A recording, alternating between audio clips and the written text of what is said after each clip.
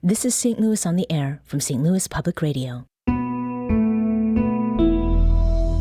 I'm Elaine Cha. You're only really being fed all of this content that aligns with whatever perspective you believe in. How do I know that they know that what they're sharing is accurate? And I always looked up to my dad as he's the smartest person ever. We value different things than the people older than us, and that's okay. Who created this original post I'm sharing? How can I think about this in a more complex way, or maybe take a minute? I believe our generation can teach others that media is okay. It's okay.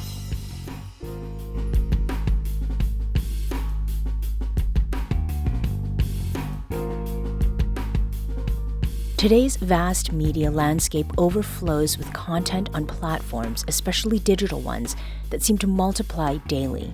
And the ability to distinguish between fact, feeling, misinformation, and disinformation in mass media is crucial for consumers of all ages. That includes teens who've grown up taking in online content and in many ways producing it too. So how media literate are they, and where are they learning and practicing those critical skills? Producer Roche Hemmings spoke with 3 young people, Charlie Meyers, Diego Perez Palomino, and Aylah Hopper. Charlie and Diego are rising seniors at Clayton High and Parkway Central High, respectively. Both are editors for their school's newspapers. Aylah was a staff writer for Clayton High's paper. She starts freshman year at St. Louis University this month. Starting with Charlie, then Diego, and then Aylah, each shared their experiences with media literacy education in the classroom. They also offered insight into how they and their peers critically engage with media. In thinking about this conversation regarding media literacy, it's a simple phrase, but it feels like a loaded one, right? Like media literacy to me feels like this amorphous blob of a thing. Like, what is it? What does that entail? When we're thinking about that phrase, when we hear that phrase, what comes to mind for you? When I think about media literacy, I kind of think about it through the lens of being able to recognize and know what's happening in the world around you, and being well-versed in, current events and the news, whether that be through politics or just anything happening in the world. But I also think it's being able to have a sense of cohesion and comprehensiveness about what's going on, and to be able to formulate your own opinions and beliefs on that. And it means a lot to be able to know X, Y, and Z about certain events, but to be able to say, this is X, Y, Z, and this is how I feel about it, and this is how it might align with my beliefs, and this is, how it might be important, or the impacts of it. I think that to me more defines what media literacy is, and really why it's important too for students and people to just have, Yeah, I agree. I think that was very well said. I think for me, media literacy is kind of a skill. I think it's something that is worked on and should be worked on, because like you said, it's how you navigate through news without sticking to one side or another, kind of not reading news and believing it for its whole, but taking parts of it and seeing how it reflects on your opinion. And that's not something you can do at first. I think just by being open to a lot of different sources and a lot of different opinions that challenge your own opinion, you can work on that skill. Yeah, I really agree with that. I think media literacy, it's about gauging what you see in the media and kind of interpreting it on your own and figuring out how it aligns with your opinions, if it's valid or not, all that. I'm hearing that it's a skill set, which I love that from you, Diego. From both Charlie and Aylah, I'm hearing that there's a critical engagement that you're having with media and with the news.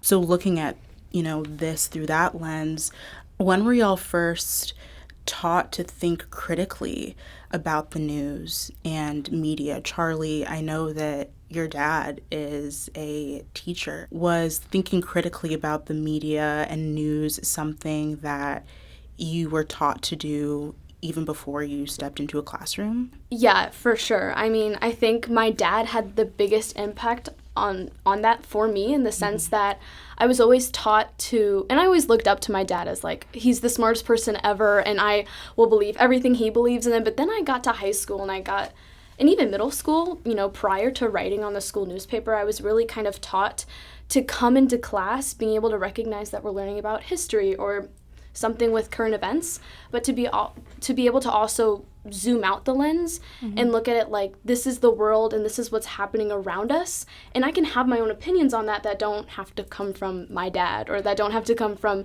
these conversations with my family or with my friends. Aylah, you also went to Clayton. When did you start to critically engage with media? And did that start when you entered the classroom at Clayton High School, or was that something that you were taught to do by your parents, by your family, friends, etc.? I would say I really started paying attention to the media and realizing I just can't believe everything. I'd like to say 4th grade. When Donald Trump and Hillary Clinton were running against each other.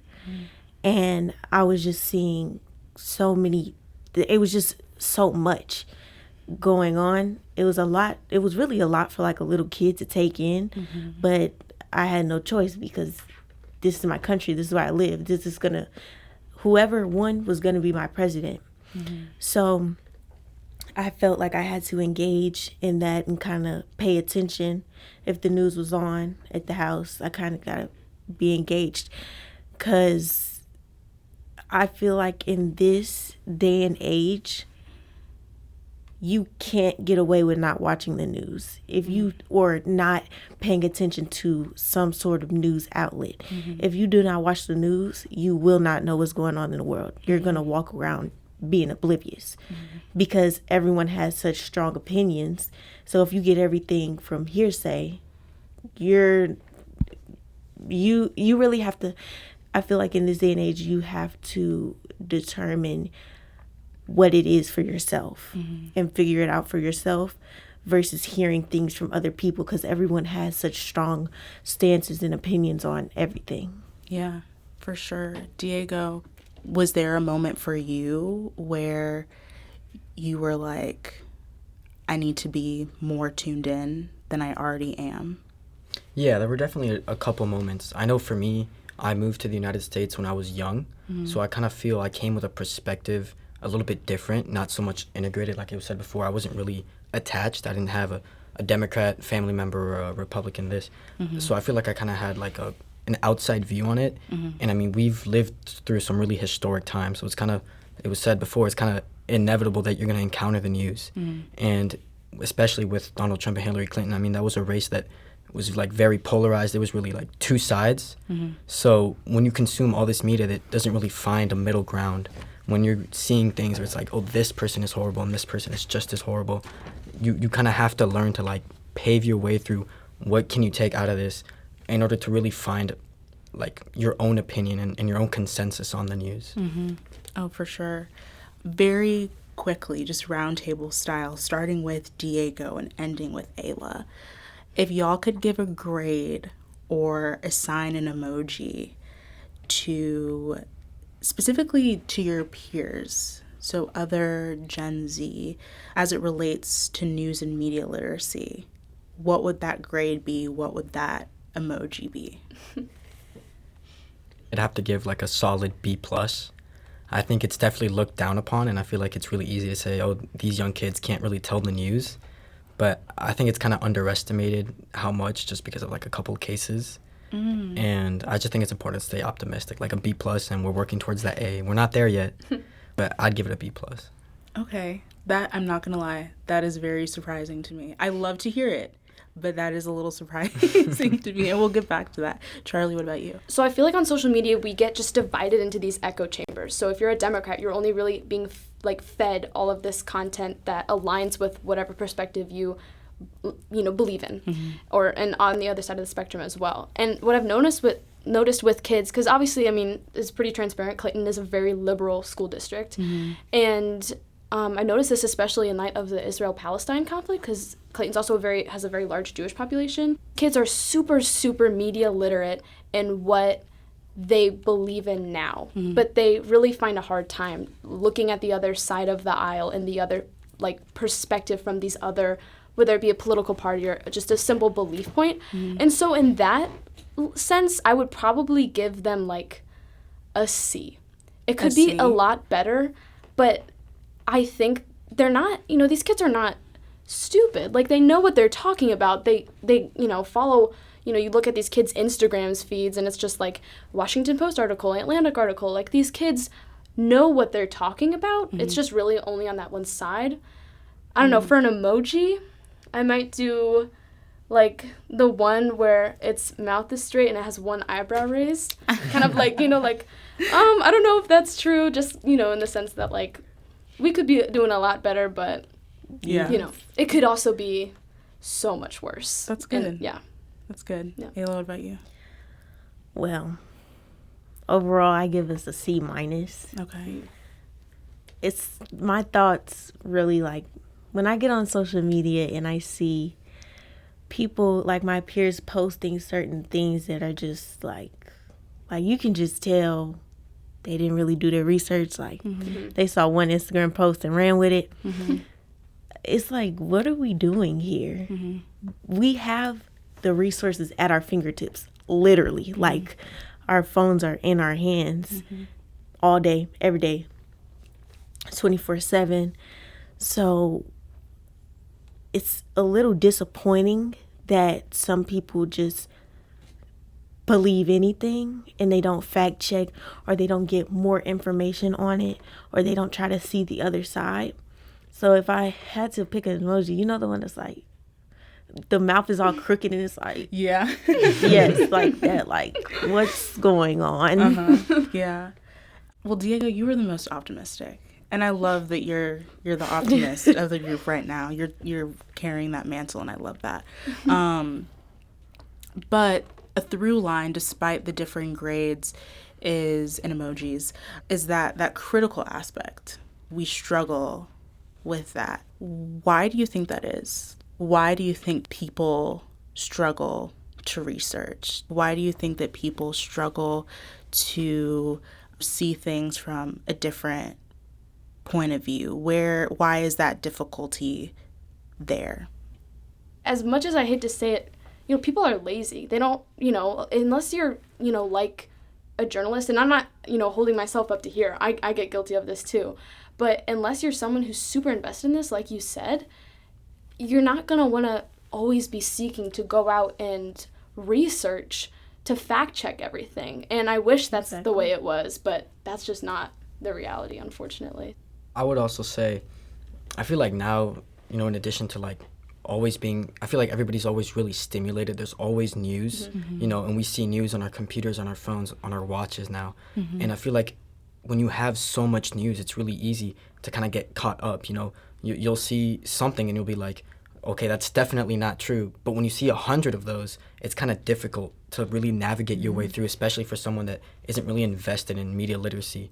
Someone who's just kind of like trying to live their life, trying to scroll Instagram, and they see so much, it can be hard to really decipher what's true and what's not. Yeah, for sure. I agree with Diego.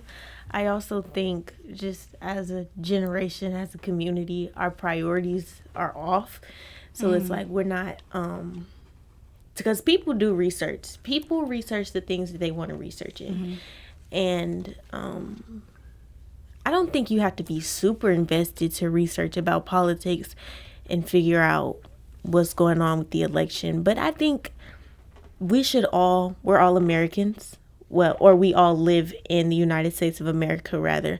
So I think we should all have some sort of priority to figuring out what's really going on.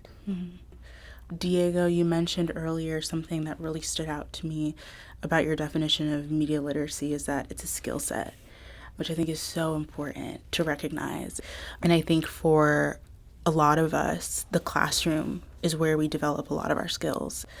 That said, media literacy is not something that is widely taught in schools. very few schools in the nation have media literacy classes, and there's no standardized media literacy education in Missouri. Knowing that, though, how has media literacy been taught in classes at Clayton, at Parkway Central? I'm gonna put journalism aside, Okay. Yeah. because that's like a extracurricular, if you will. That's like it's an elective. So just general education, as far as media literacy goes, what really stands out to me is middle school health class, when we learned about cyberbullying and, not messaging anyone you don't know. Be careful what you put on the internet. That feels like the only time we really learned about media and how you interact with it.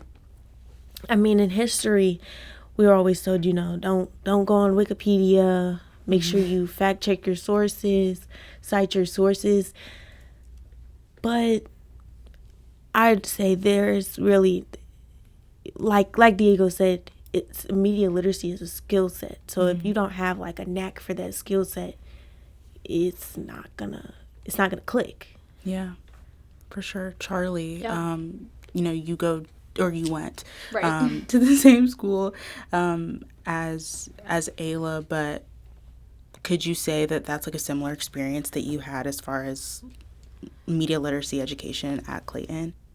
I think most of the media literacy that I encounter is stuff and topics that you end up discussing in a class that's discussion based, like an English course or a history course.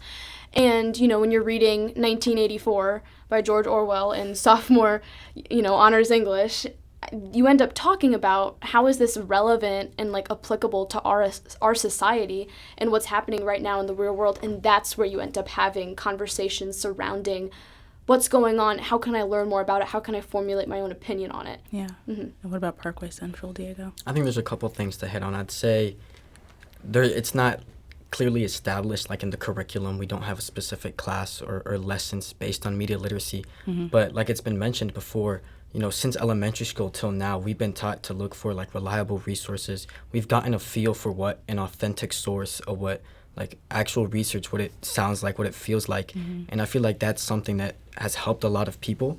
It's not that the current way that things are done makes people media like illiterate. It's not, doesn't have a negative effect. It could be better. But where we are right now, I feel like for some people or like specific teachers, if when they touch on it and when they really focus on it, it can help a lot.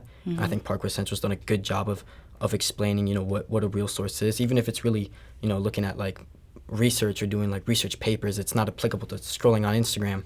When you really get a feel for what, authenticity and what real sources look like, it's kind of easy to apply that to every day.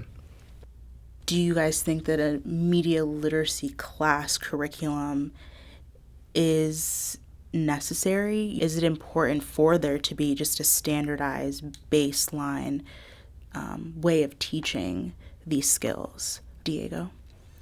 Yeah, I would say a couple things. I think first off, it'd be great if it was implemented, like directly into the curriculum of everywhere, regardless. It's really hard to like kind of force kids to learn something when it's specifically made for you to learn, to just sit in a room and learn how to be media literate. I don't think that's the best way to do something. I think the best way to do something would be to be more active in it. And I think you would do that just kind of sprinkling it in, especially, when you're in elementary school, especially as younger kids use way more electronics and more media. They consume more than we did. I think if you put that in the beginning, it's not so much more necessary to, shove it in at the end of high school. Yeah, that makes sense. Charlie, what do you think? I think it would be more important to be able to, kind of exactly what Diego said, is implement that in every facet and aspect of what you're learning about in school.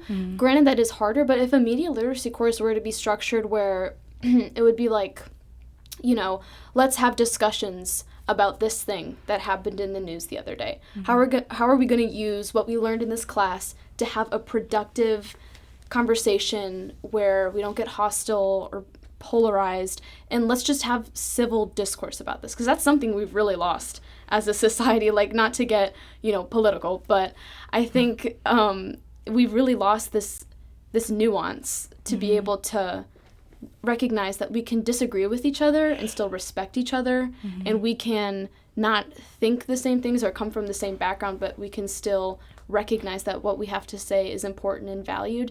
And if a media literacy class was structured in that way, I do think it would be really beneficial for a lot of people. Yeah. Back to Diego's very optimistic, what was it, B? B plus. B plus. Wow. B plus. Can't forget the plus. What do you think your generation can teach others, younger than you, older than you, about consumption and interaction with the news and the media? Because I think especially older generations think that, what do they know, right? Yes. And there's always a little bit of that when it comes to with each generation, you know? But like I've heard today, y'all know what's up. So what do you think Gen Z can teach folks older and younger?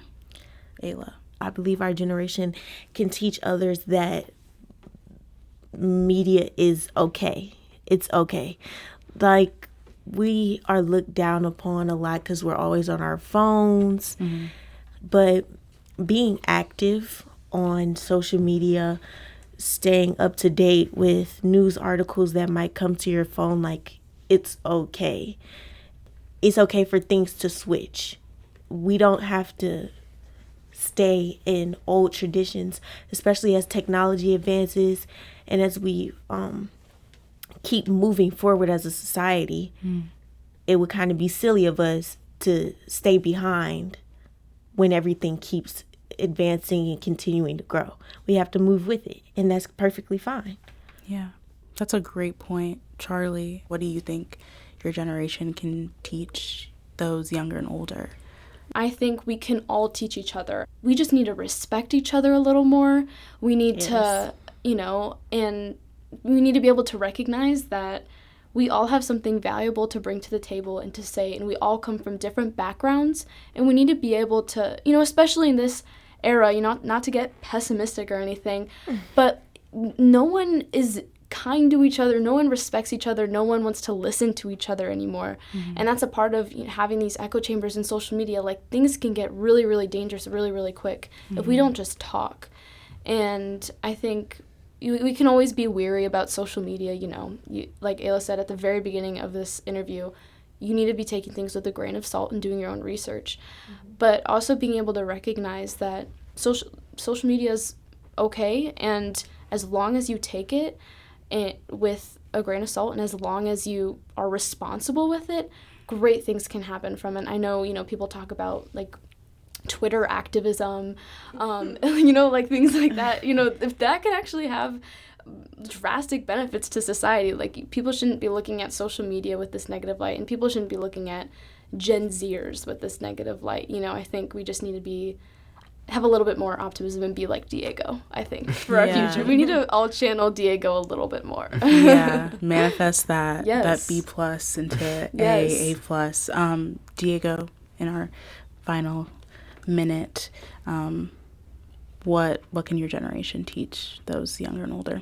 I think that the youth offers what, in the same way that somebody coming into this country offers a new perspective, I think the youth offers a new perspective. And I think it should, like you said, should be just as valued as someone else. It's just different. We value different things than the people older than us, and that's okay. We just need to find a way to talk about things and come to an agreement that helps all of us, instead of, being divided and saying either I get everything my way or the youth gets everything their way. I think we need to be able to talk about what's most important to us and be able to reach a consensus. And we can only do that, like you said, through conversations. And I feel like it's really hard to have those without them seeming like personal attacks or shutting down ideas simply because of like a party or an ideology. And it's not really about ideas or conversations anymore. It's just about sides or teams.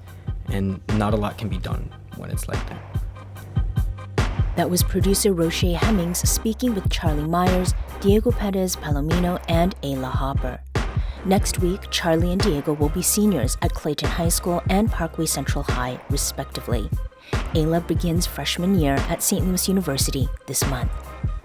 We need to take a quick break. When we return, we'll talk with an expert about ways media literacy is being learned, practiced, and taught. This is St. Louis on the Air on St. Louis Public Radio.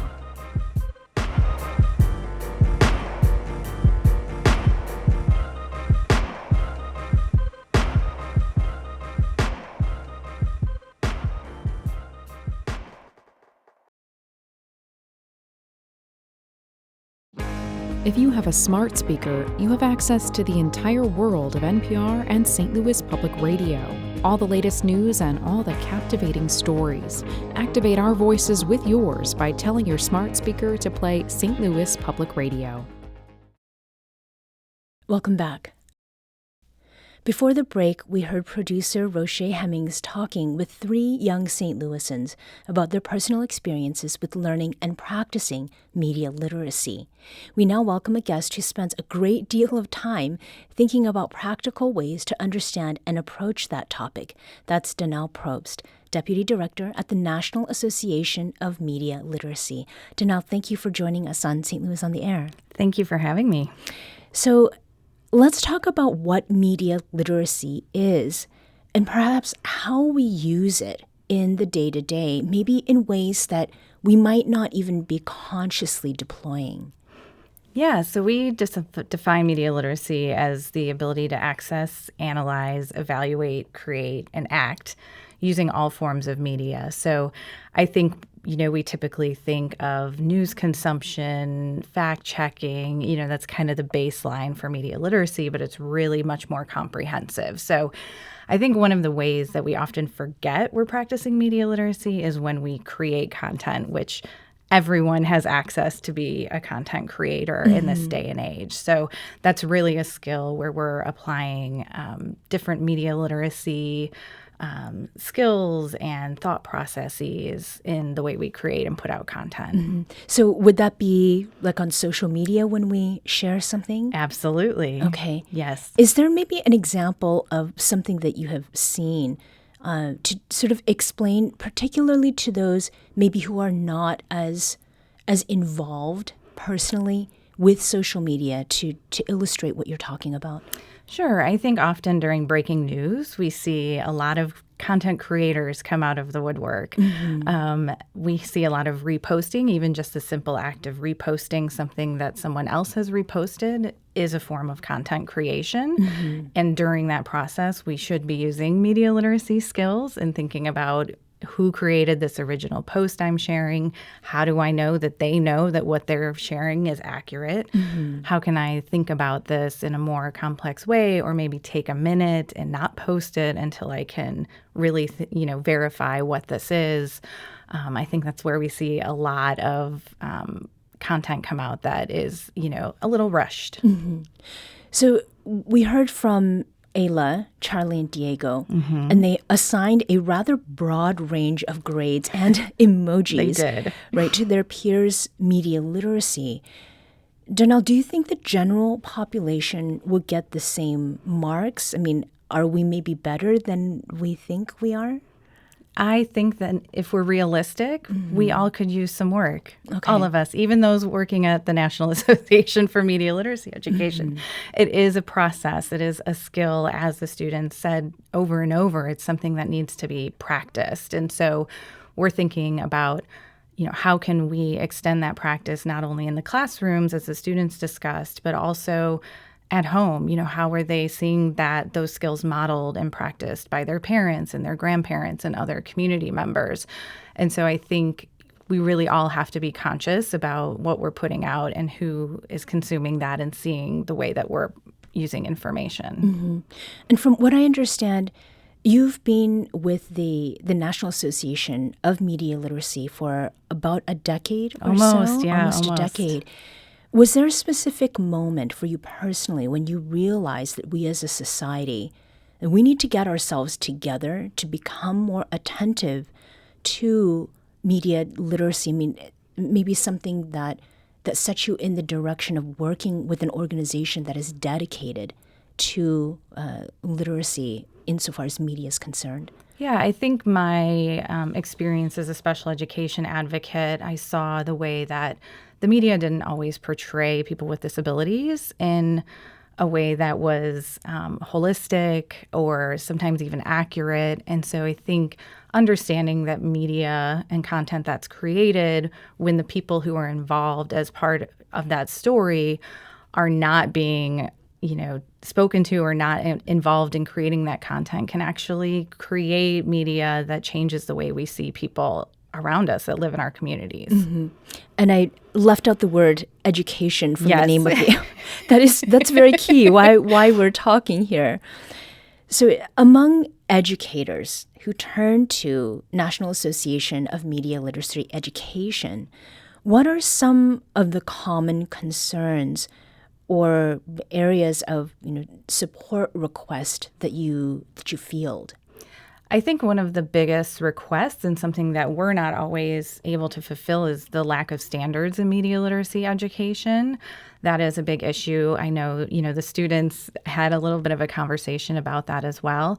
I think we're often have teachers who are looking for resources. Mm-hmm. They're looking for professional development because there's not a lot of professional development around media literacy. So in order for them to teach it, they need to understand media literacy themselves. So there's a lot of work to do. There is a lot of work to do. And given all of the things that teachers are saddled with, I'd imagine that it can be difficult to keep up with everything that's changing out there. It is. And we have a lot of teachers who, as you can imagine, it's, one more thing they feel like they have to teach. And then one of the students mentioned this, that they really felt like media literacy should be incorporated across the curriculum, mm-hmm. from the time they're in elementary school forward. And we wholeheartedly agree with that. It's something that requires repetition and practice across different subject areas. And I think a lot of teachers are actually teaching it, but they don't know they're teaching it at this mm-hmm. point. So what is then the benefit of a multidisciplinary approach? Because the information we consume is multidisciplinary as adults, once, we move out of the education space, we're encountering graphs and studies and images and, written content. So it is, some of it's historical, some of it is, involves math skills, and, it's very broad in its reach. Yeah. Is there perhaps an advantage in school because that is to teaching media literacy in school, because of one of the things that was mentioned by the students is that there is not enough engagement among and between people. And once you leave the formal education system, you're kind of left on your own to make mm-hmm. choices about where you're meeting. So again, is there an advantage to teaching media literacy in the school setting, and does that add a layer of necessary accountability? I think as the students mentioned several times, there is this layer of really understanding that you need to kind of look outside of your own opinions and thoughts and really look into information and think about recognize how your own thoughts, feelings, beliefs really impact how you interpret a piece of media or how you interact with someone who might have a different opinion. And so building that skill set of being open to thinking about your own biases and your own beliefs and how those impact information is an essential skill for mm-hmm. today. Donnell, I'd like to talk about the connections between past and present, but also between students and all the other people they're around. So what is a connection between how media literacy has been taught in the past and how it is being approached these days? Well, I think the biggest difference is technology. Mm-hmm. And this is why media literacy education is so important, because it teaches that skill set, that process. It is not an endpoint where you're having students arrive at a conclusion or an opinion. You're teaching them how to navigate something. So whether that is social media, whether it is AI, a video game, music lyric, or technology that we don't even yet know will exist. Mm-hmm. That process will be the same. Yeah. In practical terms, what is the connection between the student who is learning how to interact with media critically and the environments that they are part of outside the classroom setting?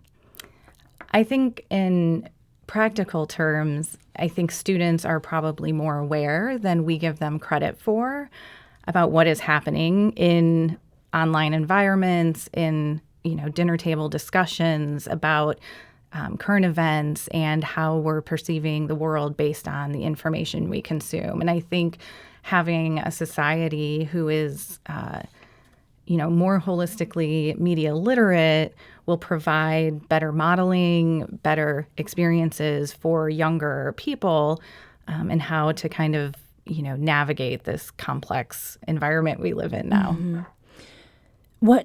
To what extent, Donnell, are school boards in the St. Louis region in support of media literacy education? I mean, what are the conversations those who are part of school boards are having around this?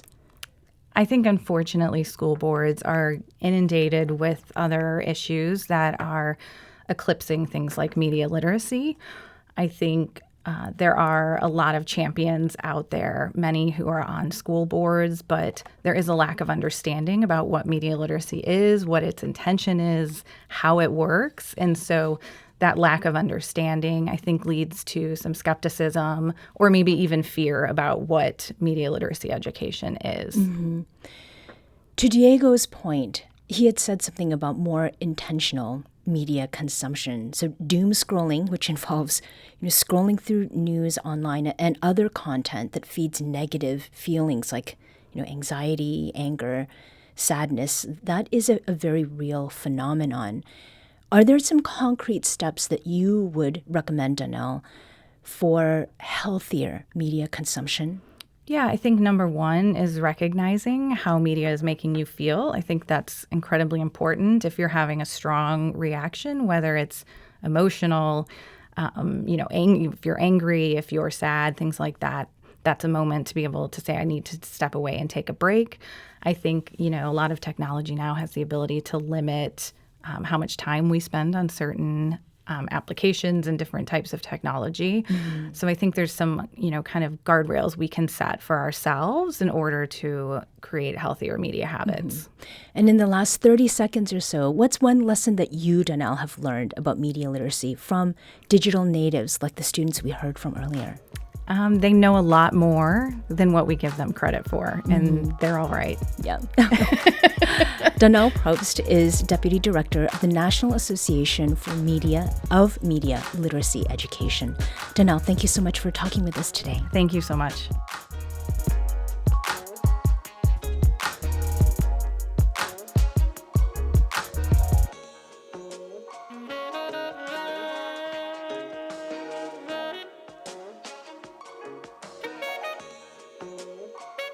This episode was produced by Roche Hemmings. Audio engineering and podcast design by Aaron Dorr. Our executive producer is Alex Hoyer. St. Louis on the Air is a production of St. Louis Public Radio. Understanding starts here. Do you find yourself regularly listening to episodes of St. Louis on the Air? Suggest us to a friend you think might enjoy our conversations. And leave us a review and rating on Apple Podcasts on the App Store. It's the simplest way to help people discover our show. Thanks. St. Louis Public Radio is a member-supported service of the University of Missouri St. Louis.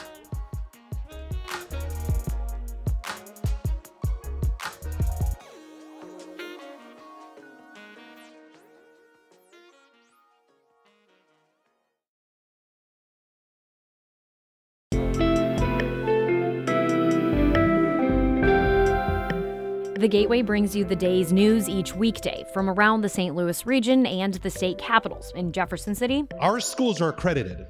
We don't need this bill. And Springfield. How many more years must pass before lawmakers see Time is of the essence. I'm Abby Larico. Join me each weekday for The Gateway on the STLPR app or wherever you get podcasts.